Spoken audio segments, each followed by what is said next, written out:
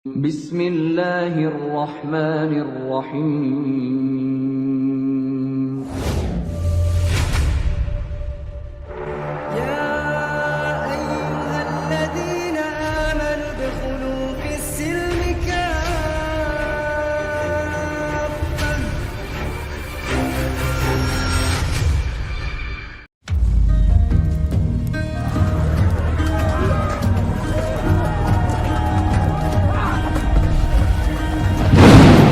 Tadi berarti diklaim di umat Islam, Isa itu nikah ya?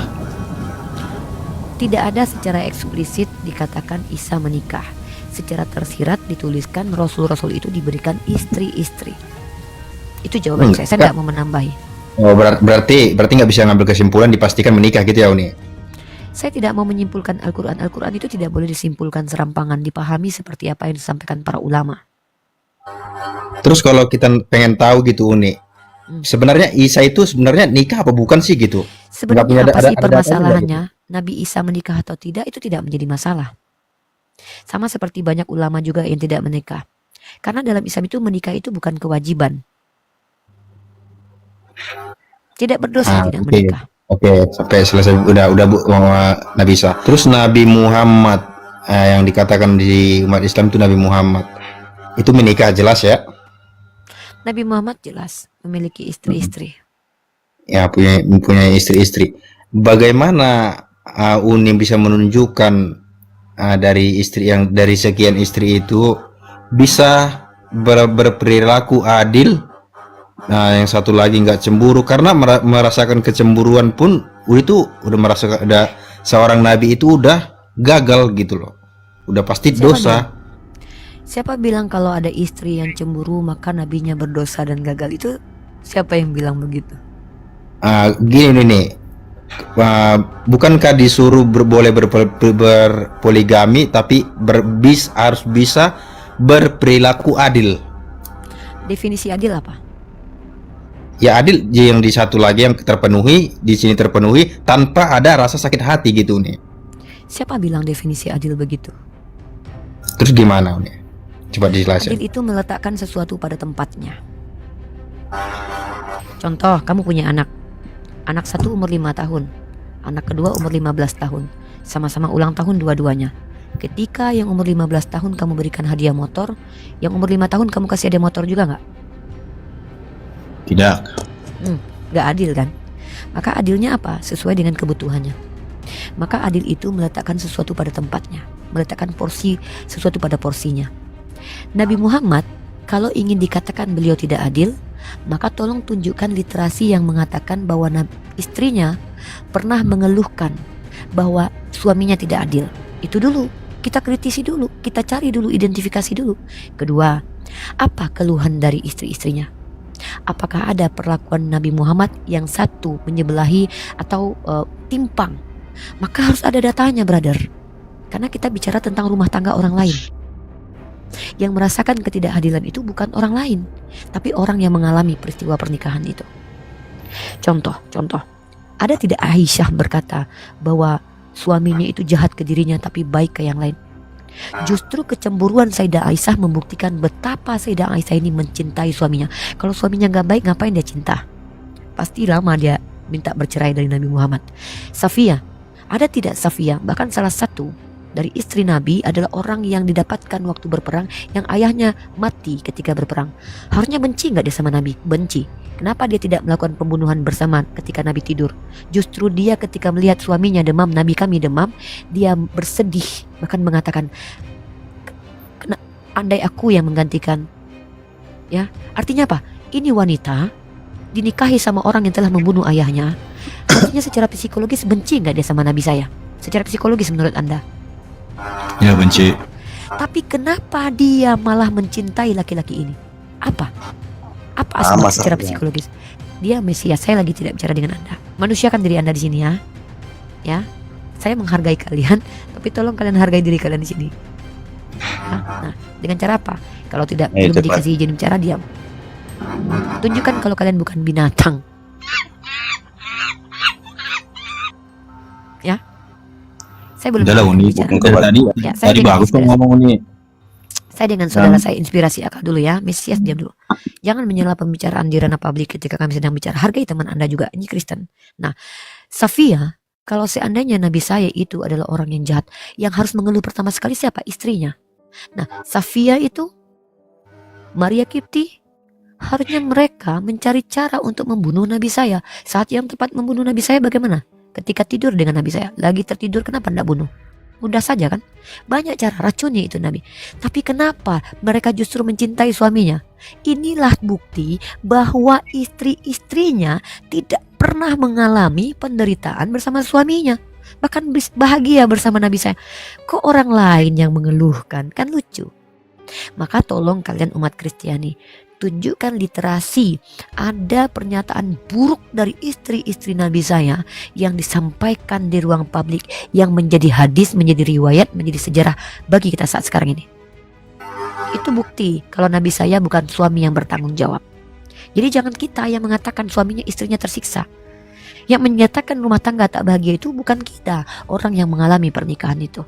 Istri-istri nabi saya. Begitu. Silakan. Oke. Berarti di sana dikatakan berarti Nabi Muhammad bisa berperilaku adil ya, Uni? Saya katakan seorang Poinnya. nabi itu memiliki kelebihan daripada manusia biasa. Mereka maksum, terjaga dari perbuatan keji lagi mungkar. Kenapa? Karena mereka sudah dipilih, sudah dipersiapkan 46 tanda kenabian sebelum beliau diangkat menjadi nabi. Di antaranya apa? Halimah, orang yang menyusui beliau, membuat pernyataan, menyampaikan sebuah kabar berita bahwa beliau didatangi oleh sesosok yang kemudian membersihkan hati beliau. Begitu juga dengan paman beliau. Beliau dilindungi oleh awan, artinya beliau sudah dipersiapkan. Para nabi seperti Nabi Isa diizinkan berbicara ketika sedang di buayan. Artinya mereka adalah orang-orang yang dijaga oleh Allah, karena mereka adalah orang-orang yang pantas dan layak memang membawa risalah kenabian. Mereka orang yang imannya semakin lama semakin naik. Mereka adalah orang-orang yang semakin lama semakin takwa. Mereka adalah orang-orang yang memiliki akhlak yang baik. Memang layak dipilih menjadi seorang nabi. Dengan pembuktian, mereka menjalani kehidupan sebagai manusia biasa dulu. Nanti baru di umur 33 tahun Yesus, 40 tahun nabi saya, untuk baru diberikan tugas kenabian. Kenapa? Karena mereka harus membuktikan perjalanan hidupnya bahwa mereka adalah orang yang layak untuk menjadi nabi. Maka saya tidak menemukan literasi nabi saya berbuat nista, lagi tercela. Kalau ada tolong tunjukkan. Kan begitu. Oke, terima kasih Uni. Terus boleh lagi bertanya Uni? 1001 pertanyaan untuk teman-teman Kristen sampai saya capek, sampai saya ngantuk. Sebenarnya saya ini balik lagi ya Uni ya. Saya itu bertanya benar-benar karena tidak tahu ya Uni ya. Tidak Bukan masalah. mencari kesalahan, bukan. Benar nggak Nabi Muhammad itu didoakan supaya masuk surga? Itu benar nggak? Kata doa itu bahasa Arab, artinya meminta, menyeru. Nabi kami bersalawat.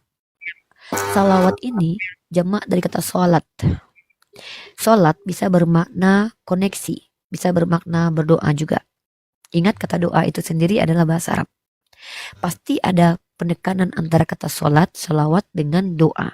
Pasti ada. Karena itu dua kata yang berbeda. Sama mungkin kita mengenal dalam bahasa Arab itu ada satu kata bermakna banyak ataupun sebaliknya. Nah, kami bersalawat untuk Nabi kami.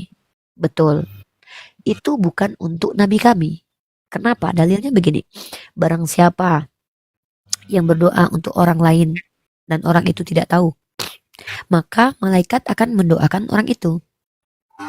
Saya mendoakan orang yang dicintai oleh Allah sebagai bentuk kecintaan saya kepada beliau.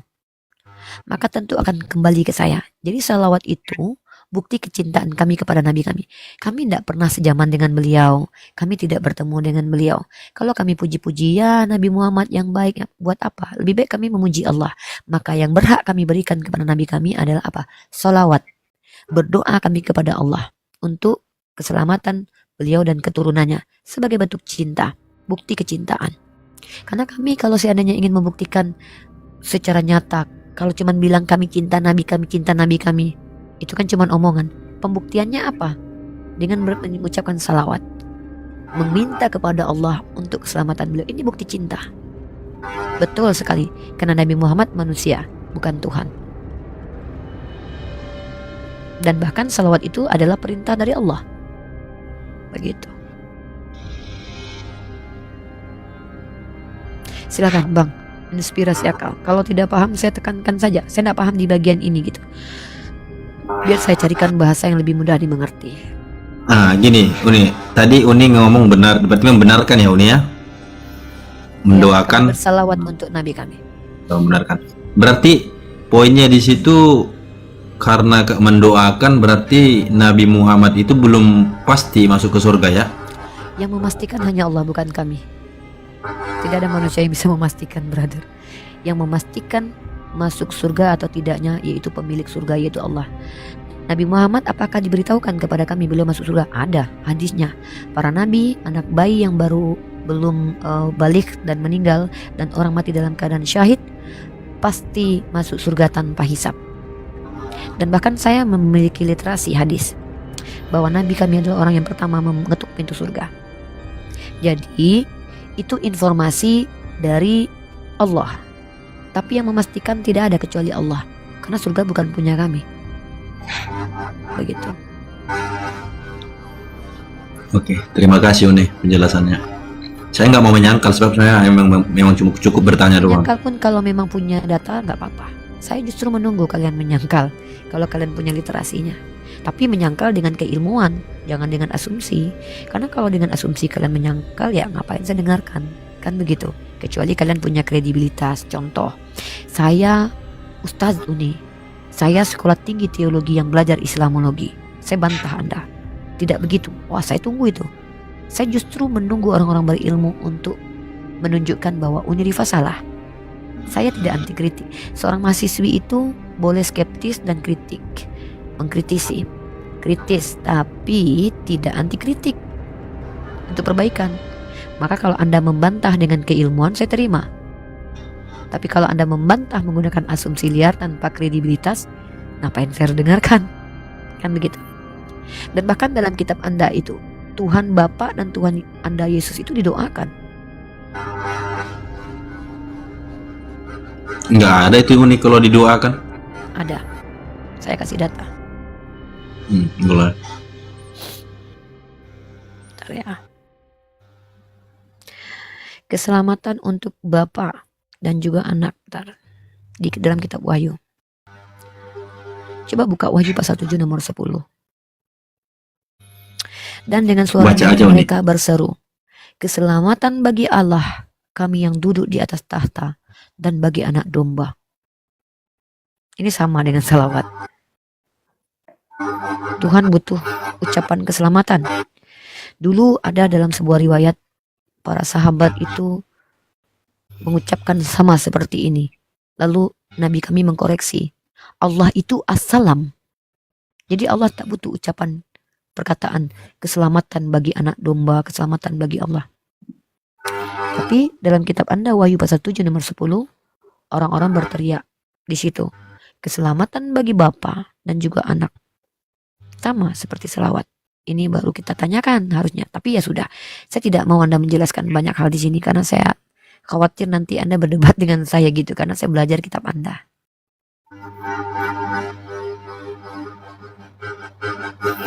Gitu, Oke, brother. mungkin itu dulu lah pertanyaannya. Nanti lagi nyimak dulu. Lanjut yang lain. Standby dulu. Siap, silakan standby. Oke, kita ke Jerry nih, Jeremy ada pertanyaan, silakan. Kan gini, jujur ya Uni, saya kan belajar nih ya beberapa tentang Al-Quran dong. Bagus, mereka kan tentang itu kan katanya ada firman Allah yang diturunkan oleh Allah Subhanahu Allah SWT lewat malaikat Jibril kepada Nabi Muhammad, benar nggak? Benar kan? Nah, tapi saya belajar beberapa dari Al-Quran dan melihat dari konteks historis, ada beberapa dari Al-Quran yang tidak bisa dibuktikan secara ilmiah atau historis. Misalnya peristiwa Isra Miraj di mana Nabi Muhammad ke surga kalau sampai yang langit ketujuh, terus Nabi Muhammad membelah bulan, terus misalnya fakta kalau bahwa Ibrahim dan Ismail tuh nggak pernah ada di Mekah karena Mekah itu ada setelah abad 4. Sedangkan Abraham itu kan hidupnya di tahun 10 sebelum Masehi. Nah, itu, terus fakta tentang bahwa Isa Al-Masih yang tidak disalib tapi diserupakan sampai saat ini tidak bisa dibuktikan secara data ilmiah ataupun historis. Menurut Uni, maksudnya banyak beberapa yang meragukan bahwa Al-Quran ini beneran diturunkan oleh Allah SWT kepada Nabi Muhammad, tapi mungkin cuman didugaannya adalah ditulis oleh Nabi Muhammad. Menurut Uni, apakah Islam punya bantahan terhadap pernyataan itu? Terima kasih. Pertanyaannya bagus, penyampaiannya kurang bagus karena sebenarnya ini tahu poinnya. Kamu ingin mengkritisi Al-Quran bahwa ada hal-hal yang tidak bisa dibuktikan dengan historis dan fakta dalam Al-Quran. Itu kan yang kamu permasalahkan? Nah, Jeremy harus paham satu hal tentang Al-Quran. Al-Quran itu bukan kitab karangan manusia, hasil saintifik, bukan jurnal ilmiah, tapi wahyu. Wahyu dari Dimit dulu ya Dinda, biar dijelaskan. Wahyu itu berasal dari kata wa, ha, dan ya. Sebelum Quran hadir, kata ini disebutkan dalam sebuah syair tentang bagaimana onta itu berkomunikasi dengan pasangannya. Berkomunikasi itu bukan hanya dengan ucapan suara, tetapi bisa dengan gestur, body language. Maka dulu sebelum Al-Quran hadir, Al-Quran menurut Izutsu, seorang yang akademisi yang meneliti Al-Quran, bahwa Al-Quran itu bahwa wahyu itu adalah connection, komunikasi. Ketika digunakan untuk Al-Quran merujuk kepada connection antara Allah dengan manusia pilihannya. Itu definisi secara etimologi wahyu. Tidak ada satupun umat Islam yang mengatakan Al-Quran wajib saintifik. Tetapi masalahnya Al-Quran memiliki hal-hal yang bisa diuji secara saintifik. Banyak jurnal ilmiah yang membenarkan. Tetapi bukan berarti Al-Quran semuanya saintifik. Kenapa? Bismillahirrahmanirrahim. Zalikal kitabu la raiba fih hudal lil muttaqin alladzina yu'minuna bil ghaib. Zalikal itu kitab. Zalikal kitabu la raiba fih, inilah kitab yang tidak ada keraguan daripadanya. Zalikal kitabu la raiba fih hudal lil muttaqin, petunjuk bagi mereka yang bertakwa. Alladzina yu'minuna bil ghaib, yaitu mereka yang percaya kepada hal-hal gaib. Tuhan sendiri kan tidak bisa dibuktikan secara saintifik. Jadi kalau ada pernyataan Nabi kami Isra dan Mi'raj itu tidak bisa dibuktikan saintifik, memang betul. Karena memang tidak ada klaim bahwa Al-Quran wajib dibuktikan dengan saintifik. Al-Quran di atas itu. Saintifik adalah keilmuan pembuktian ilmiah berdasarkan kemampuan manusia. Sebatas mana manusia mampu untuk menyelidiki sebuah kebenaran. Tapi wahyu datang dari Tuhan, silahkan buktikan benar atau tidak. Kalau ada 80% telah terbukti secara ilmiah, 20% belum terbukti, bukan berarti belum terbukti itu tidak terbukti sama sekali. Surga itu belum terbukti, karena belum ada yang mengalami by experience.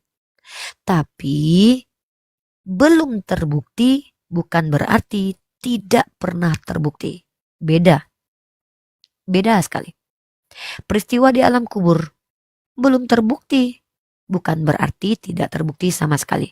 Kalau sudah ada 80% terbukti secara ilmiah, lalu 20%-nya belum terbukti, kenapa saya harus mengambil kitab suci yang bertentangan dengan kaidah ilmiah? Begitu. Jadi tidak ada umat Islam yang mengklaim bahwa seluruh Al-Quran itu pasti ilmiah, saintifik, dibuktikan secara saintifik. Bahkan dalam ranah saintifik, Anda mengerti partikel God? Tahu? Partikel God, partikel yang tidak mampu diteliti oleh para ulama, para saintis. Dalam ranah saintifik saja ada sesuatu yang gaib, apalagi dalam ranah wahyu. Nah, satu itu. Yang kedua, secara nyata saya tanya sama Anda, bisa mendengarkan telinganya suara ultrasonik? Ovi, Jeremy bisa dengar suara ultrasonik? Ultrasonik kayaknya belum terlalu bisa itu. Tapi ada binatang yang bisa mendengarkan suara ultrasonik menurut para ilmuwan kelelawar.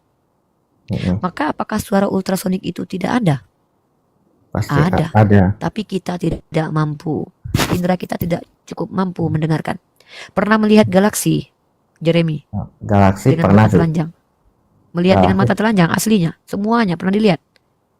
Paling kalau Bulan. dulu naik pesawat pernah sih sekali ngeliat. No, pernah melihat galaksi keseluruhan, tahu ya definisi galaksi?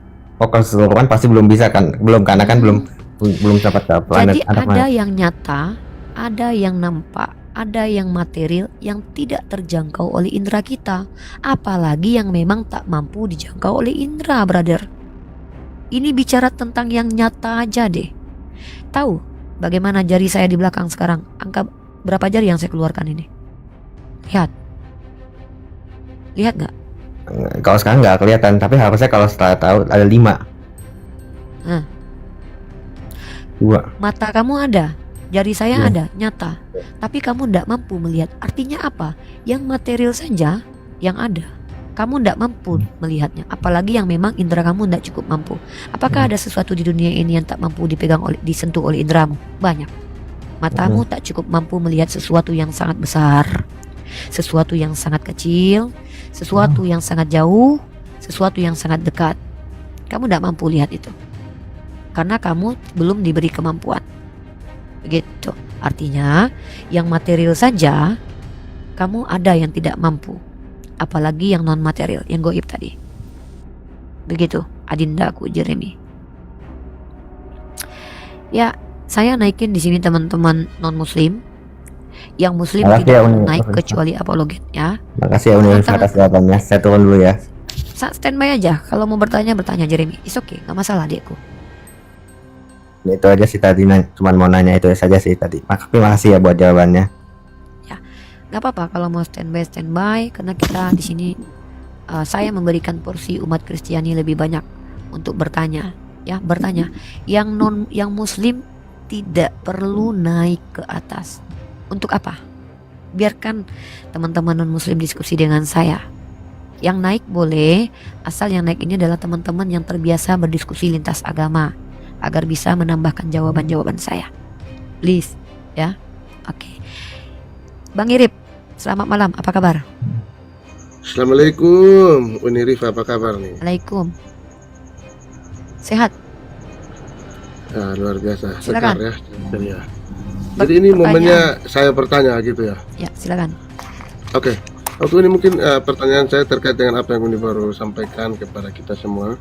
80% sudah terbukti, 20% tinggal masalah waktu. Poinnya kurang lebih itu. Nah, 80 yang sudah terbukti itu apa saja Uni kalau boleh tahu biar bisa memberikan Silakan edukasi cari jurnal kepada ilmiahnya, kita. terlalu banyak. Saya memberikan analogi. Kalau sudah ada 80% terbukti kebenaran Al-Quran seperti adanya halaqah, seperti lintah yang di dalam rahim yang kemudian diketahui itu adalah embrio yang sudah diberitahukan tahun 1400 tahun lalu. Kemudian diberitahukan bahwa matahari memiliki garis edar dan ternyata secara pembuktian itu benar. Kemudian diberitahukan bahwa ternyata ada 2 laut yang terpisah tapi tidak membaur. Kemudian diberitahukan banyak hal dalam Al-Quran yang tidak bisa dibantah oleh jurnal ilmiah. Lalu kenapa harus mengatakan tidak kepada kitab yang ilmiah yang bisa dibuktikan secara ilmiah? Kalau itu cocokmologi, kok cocok-cocokan? Kalau memang cocokmologi, kok banyak kali cocoknya? Jadi kalau kalian ingin membantah, silakan bawa data jurnal ilmiah. Saya tidak terima asumsi liar. Kalau ingin tahu apa saja yang sudah dibuktikan dalam Al-Quran, beli bukunya. Itu banyak SKS yang saya jelaskan nanti. Silakan. Oke Uni, terima kasih penjelasannya. Mungkin bisa diberikan edukasi ya kepada kita yang belum paham terkait yang 80, terus data-data yang disampaikan itu terkait dengan ayat-ayat mana, mungkin bisa memberikan edukasi. Oh, dalam kitab ini ayat ini yang terkait Bang ini, Irip, gitu nih. silahkan Ya. dicari bukunya, karya Oh, ilmiah gitu. terkait tentang pembuktian Al-Quran. Ya, Oke. ini bukan kampus. Iya. Kalau mau, Bang Jibril mungkin mau naik ke atas kalau ingin memberikan data. Ya, dan lagi pula bertanya saja di sini. Saya bukan dosen. Saya di sini orang yang berbagi knowledge dengan kalian. Silakan kalian bertanya, saya menjawab. Kalau ingin buka kajian nanti, Saya buka kajian nanti. Kalau memang kalian pingin bagaimana ilmiahnya Al-Quran, nanti saya bawa referensinya. Begitu. Oke, makasih Uni ya penjelasannya. Makasih. Itu aja dari saya, mungkin itu aja. Karena kalau Assalamualaikum, bertanya memang Bang Ben. jujur saya kurang terlalu paham, jadi saya nggak terlalu bisa bertanya. Gitu. Oke. Assalamualaikum Ditanya. warahmatullahi. Waalaikumsalam warahmatullahi wabarakatuh. Mau ditanya oleh Bang Ben? Siap ditanya sama Bang Ben? Naik di sini kalau tidak bertanya konsekuensinya ditanya.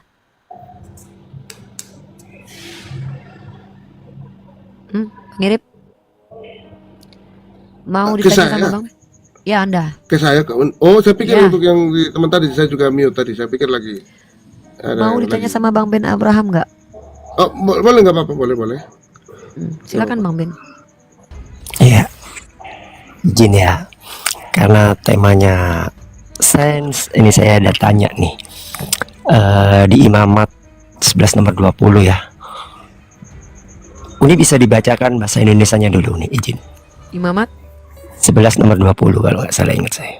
Imamat 11 20. Kalau bagian nanya-nanya yang teman-teman yang muslim yang lain, saya bagian ditanya aja. Segala binatang yang merayap dan bersayap dan berjalan dengan keempat kakinya adalah kejijikan bagimu. Silakan Bang. Itu Harus di-mute dulu. izin ya. Itu kan kalau di original text itu terjemahannya kurang tepat ya. Di original textnya tertulis Korseles Haop Haholek Al Arba Seket Hulakem. Jadi harusnya di situ tertulis Korseles segala kelompok atau segala golongan Haop burung, Haholek dari kata halak yang artinya berjalan, Al Arba di atas 4 kaki, Seket Hulakem adalah kenajisan bagi kalian. Pertanyaan saya Bang, burung apa Bang yang berjalan di atas 4 kaki Bang? Silakan. Saya belum pernah nemu itu Bang. Aves, golongan Aves yang berjalan di atas 4 kaki seperti yang ditulis di dalam Imamat 11 nomor 20 Bang. Assalamualaikum warahmatullahi wabarakatuh. Udi jangan tidur. Waalaikumsalam. Kebiasaan Uni nih kalau saya datang tidur, jangan tidur. Pokoknya Uni tidur, saya tidur juga. Waalaikumsalam warahmatullahi wabarakatuh. Aku habis ngopi barusan. Gila. Minum kopi. Silakan Bang Iri. Ini. Silakan.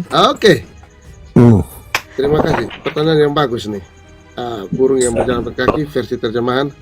Jadi gini, sebelum menjawab itu mungkin saya sedikit memberikan gambaran untuk kita. Itu bahwa burung kita sembunyi di kutub kitab Bang persen itu Ben. memang. Kak Uni udah jawab dulu, gimana saya mau jawab lagi? Oke, saya coba untuk menjelaskan yang saya paham aja ya. Mohon maaf kalau tidak memuaskan, mungkin ya itulah. Jadi kita percaya bahwa hukum itu untuk orang Yahudi ya, Bani Israel dan seterusnya itu ada 3 macam ya. Hukum moral atau moral ya, yang artinya tidak bisa tergantikan sampai kapanpun. Hukum seremonial dan juga yang berikut adalah hukum apa nama satu saya agak lupa mungkin ya. Nah, terkait masalah makan memakan itu tidak masuk dalam 10 perintah Tuhan. Dalam hal itu hukum moral. Sehingga kita percaya bahwa ada sesuatu yang sifatnya temporer ya.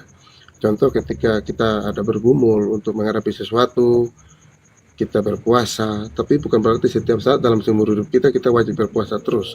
Tidak ada saat-saat kita tidak berpuasa, tapi bukan berarti Apa ini? kita melanggar. Burung yang ditanya kok puasa pula nih?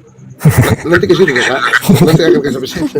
Ya udah Kak, Gara-gara Uni, burung tuh puasa. jelaskan lagi sebelum saya menjelaskan. Enggak, takutnya gara-gara burung tuh puasa hilang kakinya dua gitu. Ini Ini Bang, bukan masalah burung, masalah makan Karena memakan. Abang bilang dalam Judaism ada 3 hukum. Salah Bang. Mitzvah dalam iya. Judaism cuma ada 2. Ya udah abang yang jelaskan. Mitzvah saya dengar. asyeh dan luta asyeh. Saya nggak tahu abang dapat ilmu dari mana itu, dapat 3 itu. Terus yang saya tanya di sini tuh tentang burung yang berjalan di atas 4 kaki. Haop haholek al arba. Jelas itu tertulis. Ya Bang, dalam original Itu teksnya. burung sebelum Nah, di situ dikatakan seket hulakem. Itu adalah kenajisan bagi kalian. Artinya benda ini ada. Sampai hari ini harusnya ada. Karena itu berlaku bagi Judaism gitu loh. Kayaknya itu burung Coba, ini kayaknya. burung apa itu yang berjalan di atas 4 kaki? Saya ingin tahu itu Bang. Burung ini. Nah, abang bertanya atau abang yang mau menjelaskan? Kalau abang mau menjelaskan biar saya mendengar. Kalau abang bertanya saya jelaskan biar nyambung kita. Bertanya. Diskusinya enak gitu loh. Bertanya dia. Kalau abang mau menjelaskan saya dengar. Kalau tentunya abang lebih paham. Burung pakai tongkat Iya. 3. Burung pakai Gimana enggrang, sih? Saya Bang. ini bertanya, Bang, berdasarkan Bible Anda. Kalau abang bertanya, harusnya abang mendengar dulu Iya, sebelum burung memotong. burung apa yang berjalan di atas 4 kaki yang merupakan kenajisan bagi Bani Israel yang Burung berlaku pakai sampai hari ini? enggrang, Bang. Enggak, abang mau bertanya atau abang mau menjelaskan biar saya mendengar nih. Saya Biar tanya lebih- Anda. Melawak United ni udah kelihatan goblok ya kan. Saya nggak Saya pernah mau jelaskan tapi anda menemukan. potong saya gitu loh. Iya, Makanya saya tidak bisa bentar. jelasin kalau anda potong Orderin karena Bang. ternyata Saya anda lebih tidak paham. Bentar, saya tidak pernah menemukan satupun dari golongan Makanya saya mau Afes jelaskan, yang tapi Anda berjalan di potong. atas Anda 4 belum kaki, Bang. menemukan. Silakan. Saya mau jelaskan tapi anda potong. Makanya anda nggak bisa nemu. Oh iya, silakan. Iya, iya, dijawab. Kalau silakan jangan dipotong termasuk Nah, kaos nanti juga. Anda Bang Irip, Bang Jibril ini dia kalau bosan nanti dia kirimin makanan ke saya nanti. Jangan bikin dia bosan. Dia kalau lagi kesel dia kirimin makanan ke saya nanti. Kau nih, ini diskusi kan kasih kesempatan. Oh, saya baru ngomong Iya, iya, belum silakan. 10 detik udah dipotong. Gimana saya mau jelaskan? Silakan. Penuh pergombalan itu. Ya mau gimana lagi? Yuk, tawa yuk. Tahu aja, nggak apa-apa. Yuk. Silakan. Oke. Mungkin saya jelaskan terkait hukum. Hukum makan memakan itu tidak masuk dalam 10 perintah Tuhan atau hukum Taurat. Jangan di mute yang lain Kak Uni. Di mute yang lain biar lebih Udah. jangan doubling. Ya burung apa itu aja? Burung apa itu aja? Bentar, nanti sampai ke situ. Jadi masalah makan memakan, nanti kita akan sampai situ. Kalau jenis burung kan, Kak Uni di setiap daerah kan punya keunikan masing-masing. Ya, contoh yang burung berkaki kasuari 4 di Papua. Aduh, Mungkin kakinya ada tapi nggak kelihatan, Bang Ben. Kak Uni entar, kanguru aja kanguru. Nah, makanya saya bilang setiap Tirek. daerah kan punya Tirek itu kan termasuk Aduh, burung mungkin. gimana sih? Kakinya kan 4. Saya nggak bisa jelasin kalau kaos gitu, nggak bisa saya jelasin. Liga lawak aja lah, banyak pemain lawak tu. Oke, kita gantian ya. Nanti saya dengar loh, saya dengar.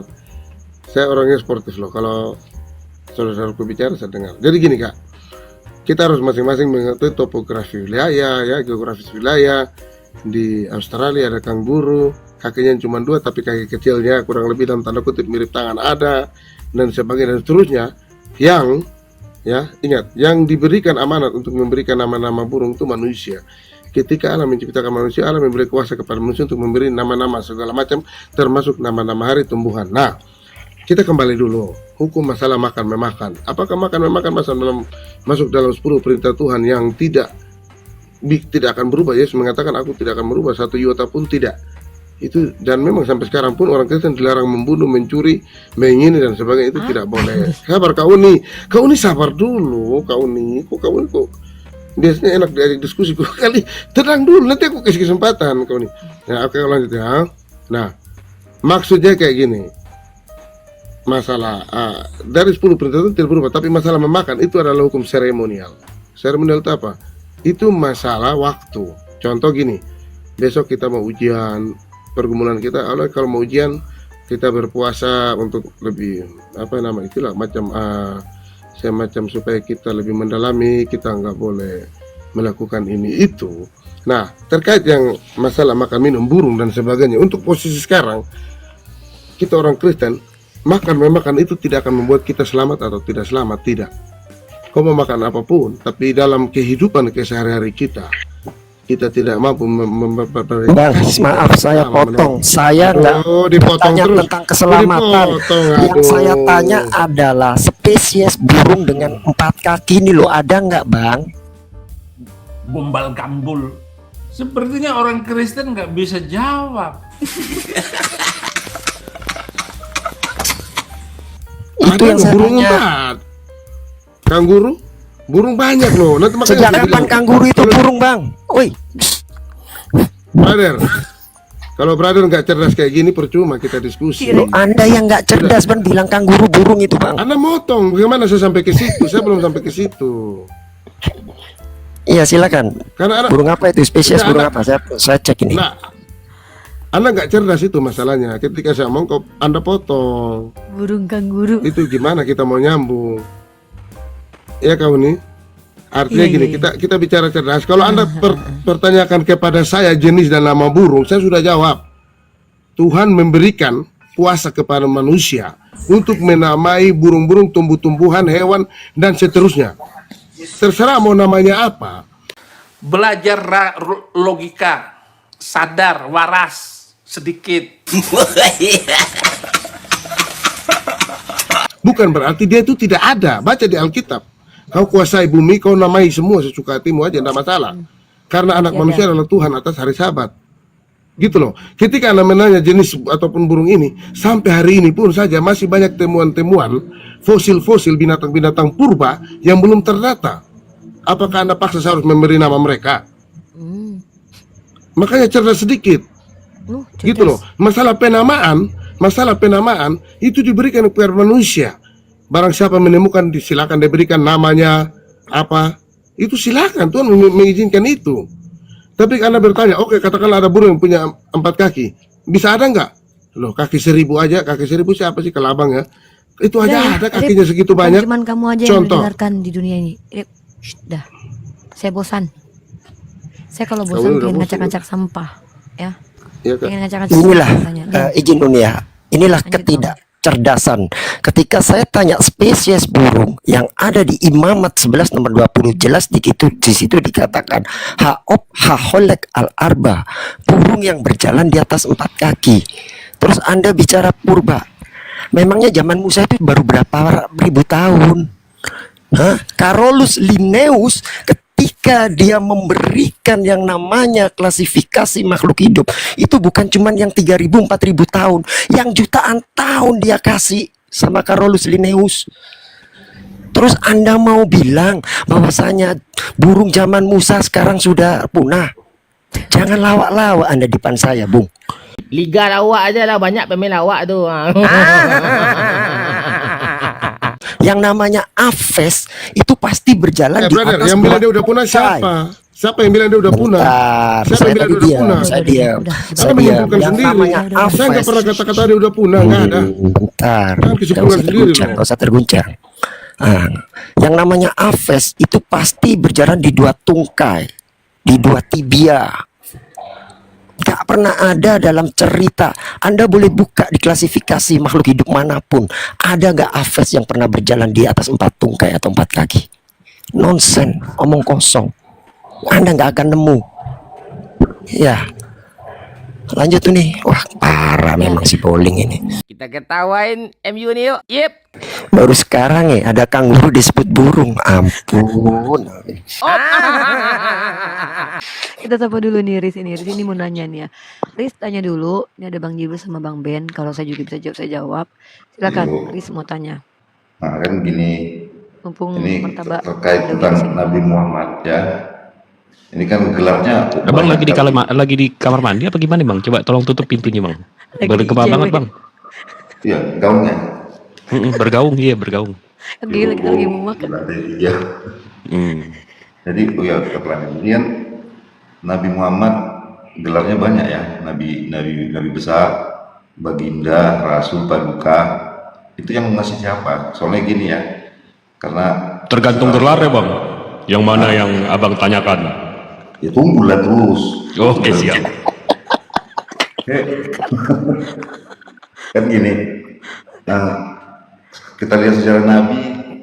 Contoh Nabi Nuh. Allah berfirman langsung kepada Nabi Nuh, perbuatlah batra kan begitu. Terus kepada Nabi Musa langsung berfirman, berbuatlah begini-begini. Abraham juga gitu. Nah jadi kalau Nabi Muhammad pernah nggak Allah berfirman langsung kepada dia? Kenapa semua harus melalui wahyu gitu? Kenapa harus Jibril? Karena kenapa kalau hanya melalui wahyu itu apa? Kenapa nggak Nabi langsung mana, Bang? Nabi mana iya. yang Tuhan langsung berbicara dengannya, Bang? Nabi Musa, Gimana itu? Abraham? Ya, coba. Saya mau datanya. Ya kan langsung berfirman, Allah berfirman, Ya, Abraham kan ada pergilah. Abang tahu dari mana? Ya ke dalam kitab lah. Ya mana? Ya kan Allah berfirman nggak wahyu melalui. Bang Ben mana? Coba diberitahu bang, yang mana bang? Bang Ben, silakan Bang Ben. Bang, jadi menurut abang semua nabi Tuhan pernah bicara langsung, Bang? Yakin? Iya. Siapa, Bang? Tunjukkan satu aja Bileam pernah bicara langsung sama Tuhan. Saya tunggu dalilnya. Pikir aja. Ya itu Abraham. Dalil. Bileam. Saya tanya Bileam. Nabi Bileam. Nabi William pula.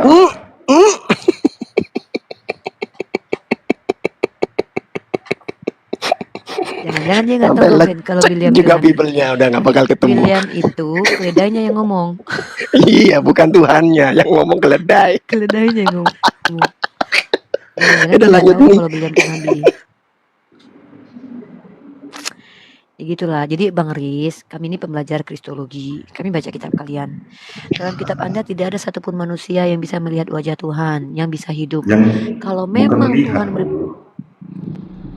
mendengar suara Tuhan pun tidak ada yang pernah mendengar suaranya, wajahnya pun tidak ada yang pernah lihat. Yesus bilang begitu. Yesus bohong berarti. Kalau ada yang pernah melihat Tuhan, kalau ada yang pernah mendengar suara Tuhan, berarti Yesus berbohong dong. Kan langsung di Alkitab itu 1 ya kalau Timotius pasal 6 ayat 16, coba dibaca itu. Bang, kami ini pembelajar kitab Anda. Kami suka baca kitab kalian. Justru dalam kitab Anda dituliskan bahwa Tuhan kalian itu adalah Tuhan yang tak terhampiri, tidak ada yang dapat melihat Tuhan. Nah, kalau dikatakan apakah itu suara Tuhan, nah maka berbohonglah Yesus yang mengatakan tidak ada yang pernah melihat dia, suaranya pun tidak ada yang pernah mendengar, tidak ada yang kalian dengarkan. Nah, yang benar yang mana ini kitab kalian nih? Mana yang betul salah satunya ini? Yesus atau kalian? Gitu loh. Jadi Pak, makanya saya minta data kalau ngomong. Gitu loh Bang. dulu sebentar. Apa firman Allah kepada Nabi Musa tentang bangsanya ya? Kan apa firmannya? Pertanyaan saya, di mana Musa itu bertemu langsung kayak ketemu duduk di kafe ngobrol sama Tuhan? Itu di mana itu? Inilah kan maksudku. Jadi Maksudnya berbicara langsung nih kayak mana? Berhadapan gitu? ya firman itulah ngomong. Dalam kitab Anda dikatakan tidak ada yang dapat melihat Tuhan, dapat hidup, bahkan mendengarkan suara Tuhan itu bisa mati. Kok tiba-tiba Anda bilang ada yang lihat Tuhan, ada yang mendengar suara Tuhan? Yang mana yang betul ini? Nabi Musa ketika Iya, mengambil di mana? Di ayat mana? ya udah tunggu lo cari dulu mati. Cari dulu ya. Jangan lupa Bang ya, kata Yesus bilang gini Bang, wajahnya pun tidak pernah kau lihat, suaranya pun tidak pernah kalian dengar. Cari-cari Bang, cari Bang. Kita ke Hendra Elim. Muslim atau non Muslim? Halo Mbak, Halo. saya mau tanya. Muslim atau non Muslim? Saya Kristen. Oke, selamat datang brother. Saya mau tanya, kalian ini membahas tentang keimanan Kristen. Saya mau tanya Anda ya. Ya. Apakah Anda mengakui bahwa Nabi Isa itu berasal dari Roh Allah? Satu. Berasal dari Yang Roh Allah tuh maksud satu, itu pertanyaan satu. Kedua, apakah Nabi Isa itu pernah lahir, pernah mati, pernah bangkit naik ke surga? Ketiga, apakah Nabi Isa itu adalah pembawa terang? Keempat, apakah Nabi Isa itu adalah yang awal dan yang akhir? Kelima. Nabi Isa itu adalah pembuat mujizat. Yang kelima. Kamu bisa Ini dia mengakui expect tidak? kita catat pertanyaan dia gitu. Kamu bisa akui tidak? Kelima apa? Udah. Nabi Isa itu adalah jalan yang lurus. Keenam. Kalau udah biar kita jawab. Udah belum? Malah. Iya, kalian tolong jelaskan itu ke saya. Iya, udah diam Udah, kalau Bang. udah. Udah. Hmm. Udah. Yang pertama tadi apa? Nabi Isa itu berasal dari Roh Allah atau enggak? Nabi Isa itu berasal dari Allah. Roh Allah. Tuhan kamu punya roh. Iya, punya. Tuhan kamu punya roh tidak? Saya tanya. Dalilnya mana? Coba, Kamu tanya kamu kan, punya. Tuhan saya punya roh tidak? Saya juga tanya, Tuhan kamu punya roh tidak? Kamu Tuhan saya nggak butuh roh. Anda akui tidak bahwa Nabi Isa itu, jawab dulu pertanyaan saya yang tadi 6 poin itu, bahwa Allah itu, Nabi Isa adalah berasal dari roh Allah apa tidak? Jawab. Orang-orang Islam tolong jawab ya. Sejak kapan Tuhan punya roh? Sejak kapan? Kok bolak-balik pertanyaanmu? Kamu jawab pertanyaan saya dong. Amin jemaah, amin katanya. Shalom, puji Tuhan ya Mas Mbak. Berkat malam ini lancar ya, banyak pelanggan. Kok maksa? Kamu jangan mendikte saya. Jangan mengeja saya. Jawab pertanyaan 6 butir pertanyaan saya itu. Nabi Isa di kitab Al-Qur'anmu menulis bahwa Nabi Isa di kitab Nabi Lo bukan siapa-siapa untuk nyuruh-nyuruh gue jawab ini apa segala macem. Lo tuh bani aja deh, nggak usah nyuruh-nyuruh gue kayak gue owe lo something. Ya. Lain kali ada akhlak. Izin ya, jadi inilah kesalahan pemahaman ketika kata ruah Elohim yang dalam kitab Bereshit atau kitab Kejadian itu dipahami bukan dalam konteks agama, konteks bahasa Semitik. Dikatakan bahwa Elohim itu adalah roh. Nah ini salahnya. Padahal kata ruah Elohim merah syefet alpana hamayim itu artinya angin, angin dari Tuhan. Kata ruah itu padanannya dalam bahasa Arab adalah riyah, angin. Jadi di situ adalah angin. Anda juga bisa lihat di ayat 7-nya itu. Di situ menggunakan kata ruah itu juga angin. Jadi ruah Elohim adalah angin dari Tuhan. Merah syefet alpana hamayim yang menyapu di atas permukaan air. Jadi ruah Elohim itu bukan roh. Nggak ada satupun Judaism, ajaran Judaism mengakui bahwasanya Hashem itu adalah roh. Nggak ada. Karena jelas di dalam banyak kitab, yang salah satunya di Yeremia 10 nomor 6, bahwasanya yang namanya Hashem itu tidak sama dengan apapun dan siapapun. Bagaimana mungkin Hashem dibilang roh? Lanjut nih. Pertama saya tambahkan lagi ya.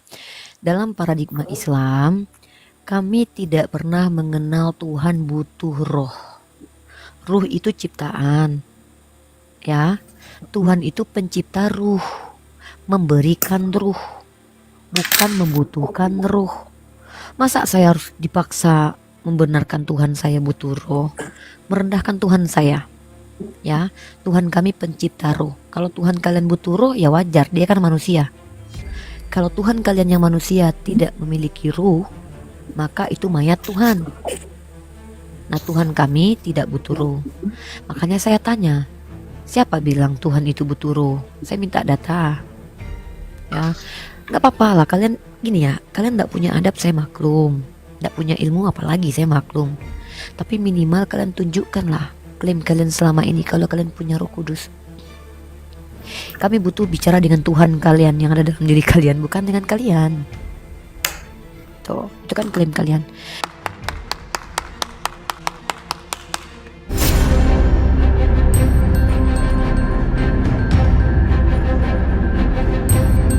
The religion of Jesus was Islam. Because with Allah, there is only one religion. He says, Inna dina indallahi al-Islam.